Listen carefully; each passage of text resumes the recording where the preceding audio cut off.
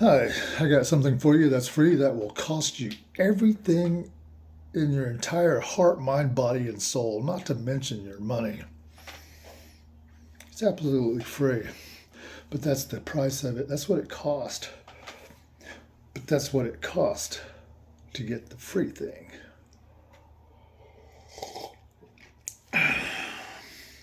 You're probably wondering,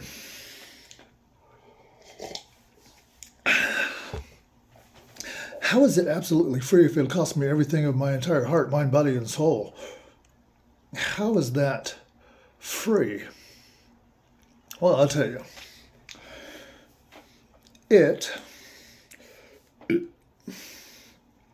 is the ultimate sacrifice to have the ultimate gain. And I think the reason it goes unseen so much on a daily basis between all of us, me, you, everyone around us, everyone around you, is the simple fact that we think they're separate when they're not. They're one and the same in one. They are a one piece. It's a thing, not separate. But anyways, here's what it is that's helped me. You know, other than casting visions and off the wall dreams and theories and stuff, I would never tell somebody to do something or recommend somebody do something that I haven't done personally or am doing personally to get results or whatever, to do whatever it may be. But anyways, a few years back, I started doing this thing. I started including in my morning meditation and evening meditation. And then after several months, I just trimmed it down into my morning meditation when I first wake up. Here's what I do when I first wake up. When I'm conscious, as soon as I know that I'm conscious, as soon as I am aware that I am conscious, that I'm awake after sleeping, I put the very first thought in my head of this. Thank God, I am grateful for the life and death of Timothy Daniel Wilson in its entirety. I thank God I am the master of my own fate. That's it. Those are the seeds I plant. And this is what I believe. And this is what I believe currently from what I've seen after doing this. I've noticed, after a few months, half a year goes by, I noticed my confidence has been changing. And it's not like a cocky confidence or a asshole kind of arrogant kind of confidence, but more of an accepted reality of life and death as a one piece. And we're all guaranteed to die. And as for God's will, I have no fucking idea. The only thing I do know that the Spirit of the universe requires of us is that we are commanded to live and die. Now, as to what happens in between and how and when and what and where and who and blah, blah, blah, etc., I have no idea. I can't tell you what to do. I can only write my own story. But that one thing, I think it opens a person's eyes to so many things they don't see. You wake up every day, or even when you're going to bed, when you're falling asleep. Say, I'm grateful for, like whatever your name is, say your full name.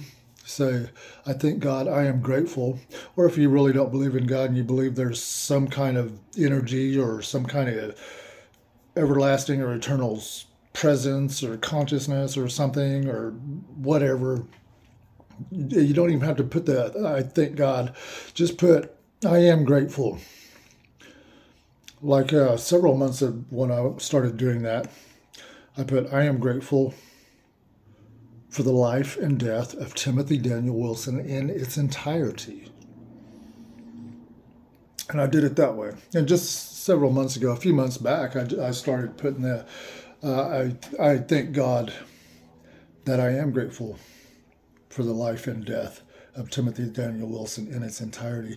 And by doing this, I think it really opens a person's mind and their eyes to where they can really look deeper into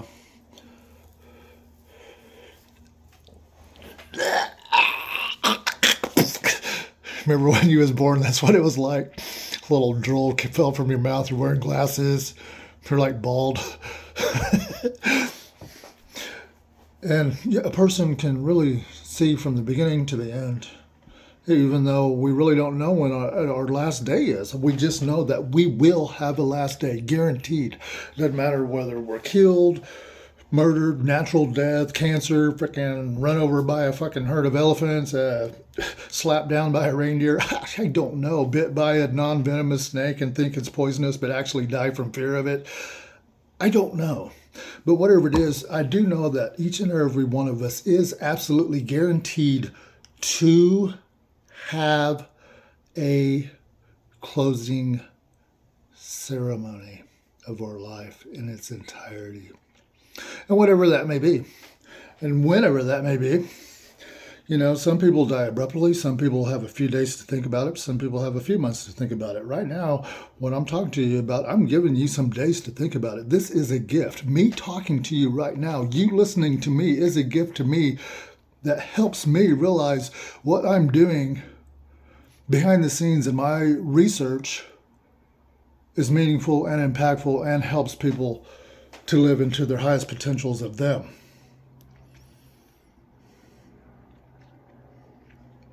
So, you wake up, that first thought, I thank God, I'm grateful for the life and death of Timothy Daniel Wilson in its entirety. Except you put your first name, middle name, last name, whatever your name is, and start doing that. And yeah, it's going to feel very weird, and it's hard to do at first. I had a very hard time even saying the words at first. There was a mechanism in my brain that says, no, you don't do that. You're not suicidal. And of course, you know, my consciousness is messing with my awareness. My awareness is getting in an argument with my consciousness. Of course, the awareness, they don't argue against nothing because it's just all-knowing presence. It's just an observer. And my consciousness is like, no, that's suicidal. We don't do that. That's unhealthy. This is wrong. You don't want to do this.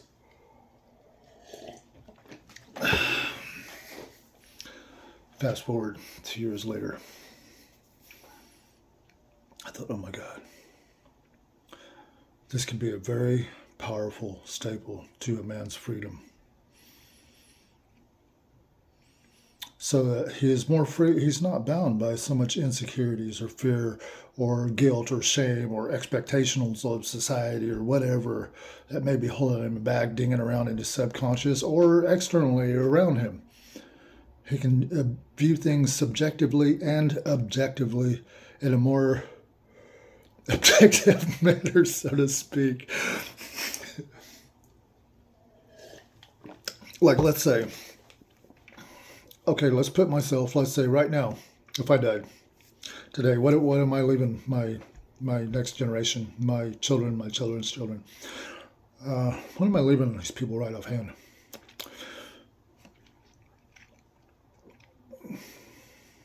Am I leaving them debt? The uncool debt that doesn't make money. See, there's two kinds of debt. There's the kind of debt that crushes you, and then there's the kind of debt that crushes you. Did I just say that wrong? I probably did. The debt that weighs you down, and then the debt that weighs you down. Those are two different kinds. One weighs you down with freedom. One weighs you down with shackles. And neither one of it is that. It's your perception of it that weighs you down. Your perception and nothing else.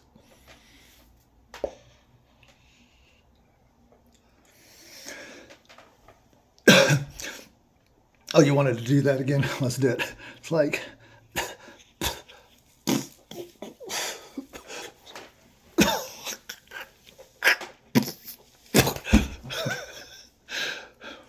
Hello.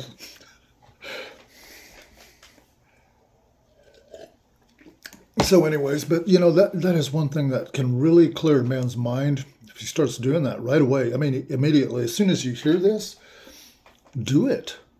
I don't care if you're going to bed or waking up or not, do it. Just try to voice the words of it. Do that.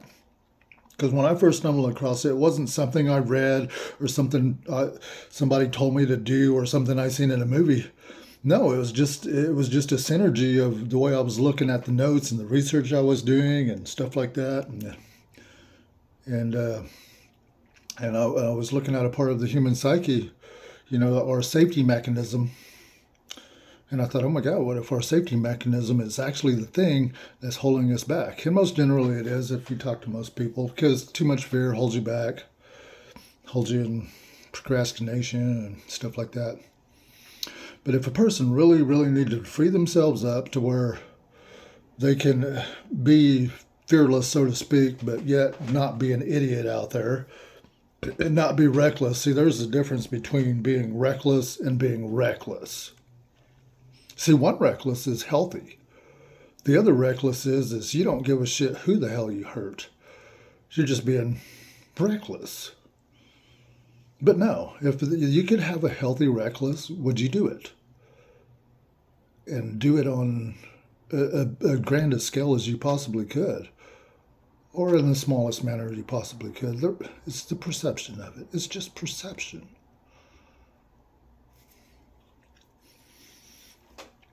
It really helps a person to lose their fear on the unknown.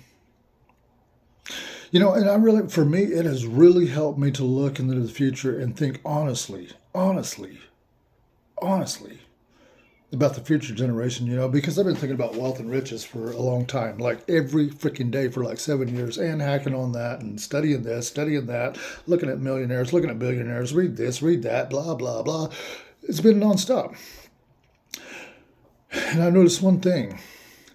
It's like, what point would it be to build up a bunch of monetary or real estate or whatever kind of possessions, just riches, and then hand it on to the next generation and they blow it all. I mean, or even worse, it makes them sick and they don't know how to handle it, and they don't realize that their true power is coming from their internal facilities to operate their mind on a daily basis. They're using everything on outside circumstances and situations to govern their internal, which is backwards.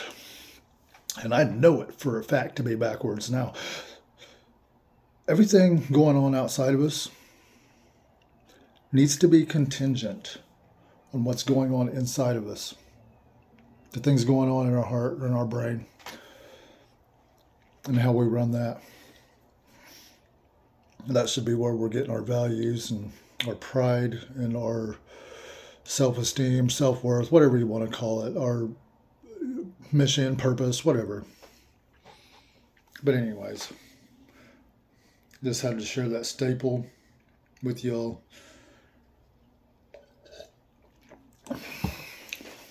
So the call to action is tomorrow when you wake up, first thought in your mind, every single day that you wake up, the first thing when you realize you're conscious, when you're just barely conscious, put them words in there. Put that sucker in drive. You're driving the son of a bitch. You're the one that put it in gear. You're the one that let out on the clutch. Now you're running the steering wheel. Not it the other way around. Get you some. Have a good. See you in Funny Papers.